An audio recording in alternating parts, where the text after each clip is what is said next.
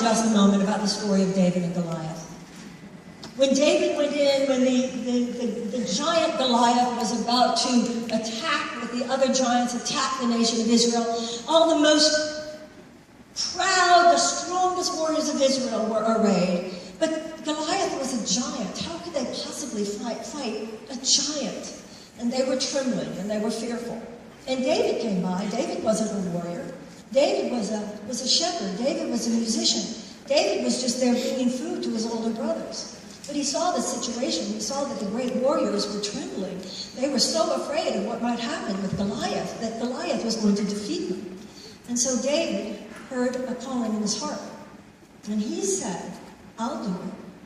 And they laughed at him. You're not a warrior, David. You're a musician. You're a shepherd. You can't do that. But David felt the calling in his heart, and he said, yes, I can. Now, something very significant happens in the story at this point that is one of my favorite things. And that is that King Saul said to David, if you, David, are telling us that you are willing to fight the giant and to defeat the giant, then the least I can do is give you my coat of armor. Something incredible happened at that moment. David put on the king's coat of armor, and then after a few seconds he took it off. He said, now, if I'm going to do this, I have to do it my way. He wasn't a warrior. He didn't feel that his becoming a warrior was going to be enough to defeat the giant anyway. We all know what happened. He used his slingshot. 3 stones right between the eye. Come on, give it to me, metaphysicians. He hit him in the third eye.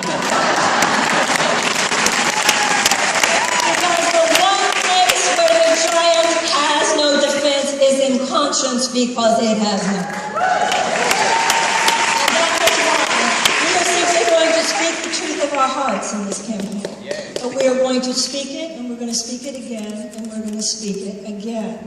And the system will not be pleased with us. First, we will be mocked. I'll be mocked. I'll be minimized. You know, it's so interesting. I remember when the AIDS crisis hit, and the allopathic doctors would just look at those of us doing the spiritual support groups, talking about holistic medicine, psychological elements, spiritual elements, emotional elements. And we were just kind of looked at, you know, patting us on the head, like, well, maybe if you can help them cope. Well, things are very different now. You have Harvard University with symposiums on integrative medicine. You have oncologists. Telling you, the first one to tell you to get yourself over to one of those spiritual support groups if you have a disease is your oncologist. We need that same kind of holistic paradigm to occur now when it comes to health.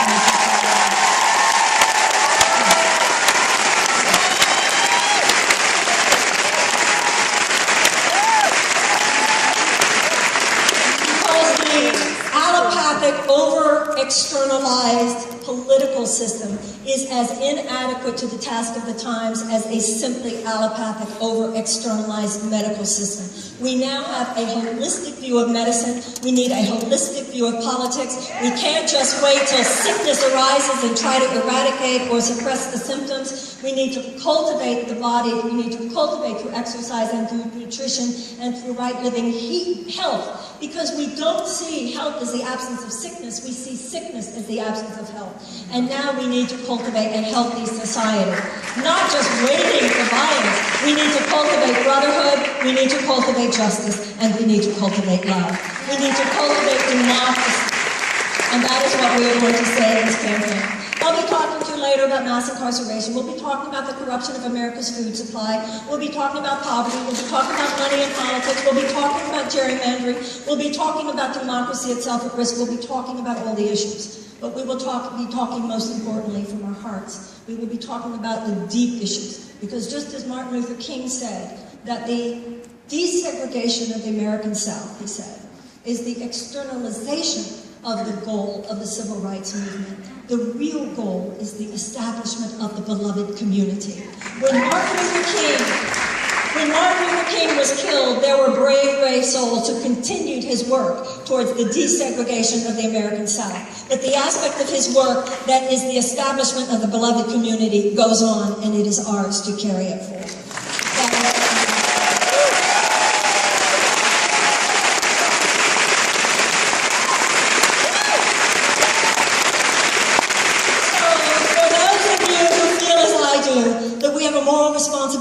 the earth. We have a moral responsibility to the sky. We have a moral responsibility to the waters. We have a moral responsibility to the children. We have a moral responsibility to the animals. We have a moral responsibility to each other. We have a moral responsibility to the future generations, not only in this country, and we have a moral responsibility to the peoples of the world. For those of you who believe, as I do, that we have the extraordinary privilege, the extraordinary blessing of being stewards of this still magnificent possibility called American democracy. When I was a child, I traveled. My parents took us. We traveled behind the Iron Curtain. I was in Vietnam in 1965. I remember being in the 1960s in Hungary. I was too young to know totally what was going on, but I registered it, and then my father explained more to me as I grew older. We were leaving, and I saw my father take his business card, and there was a young guy, he was about in his 30s, and he was our driver when we were in Budapest. And I saw my father take his card and give it to the guy really surreptitiously like that. And I heard my father say to him, "You get out of here and I can take it from there. You get out of here, I'll take care of you from there." And I saw the look on that man's face.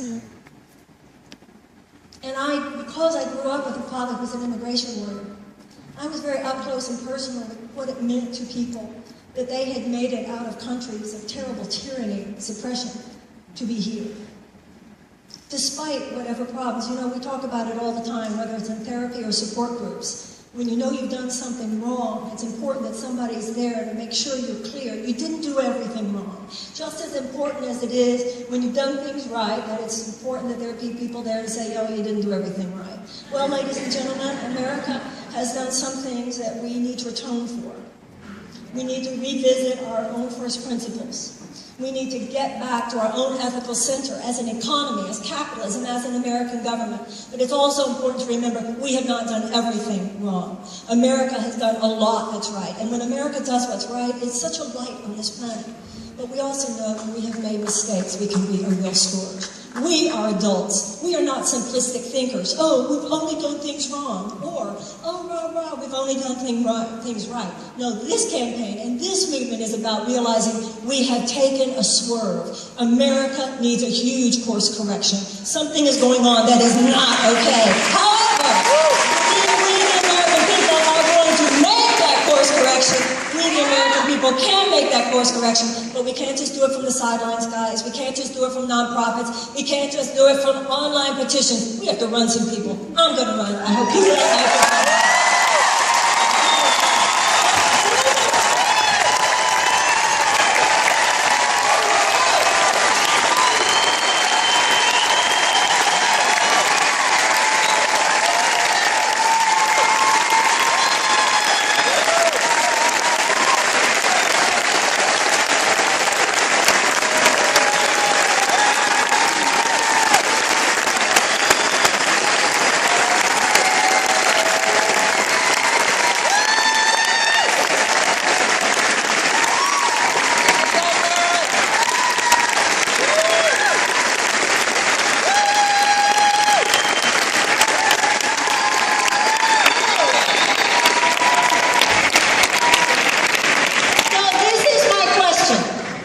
Are you ready? Yeah!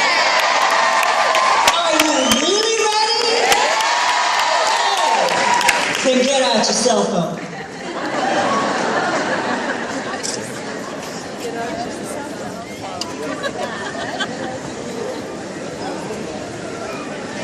Get out your cell phone. And I want you to see something that's coming up there now, and I want you to go to your cell phone, and I want you to go to MarianneForCongress.com.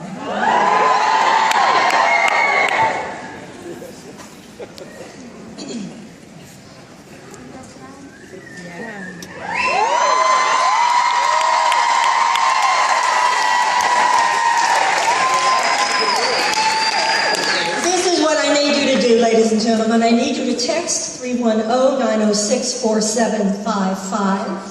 When you do, if you just put in there Marianne, the website would come up, and what we need, if you are serious, that you will join with me in this, then I need you to sign in on your phone. I need you to sign up on the card that the volunteers are going to be passing out.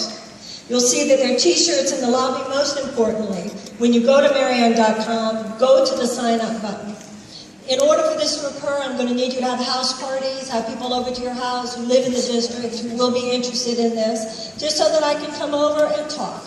Join with me in this, get involved, talk to people in D33. There will be much to do together. And all I want to say to you is that I love you for being here. I thank you for being here. Pardon? You text Marianne, just put Marianne in there. What district? 33. 33. We have a wonderful congressman in District 33. He deserves a lot of appreciation. He deserves a lot of respect. And he will receive, as he does, appreciation and respect for me. But I believe that just as Congressman Waxman knows a lot because he's been in Congress for 38 years, I feel that I know a lot because I have not been.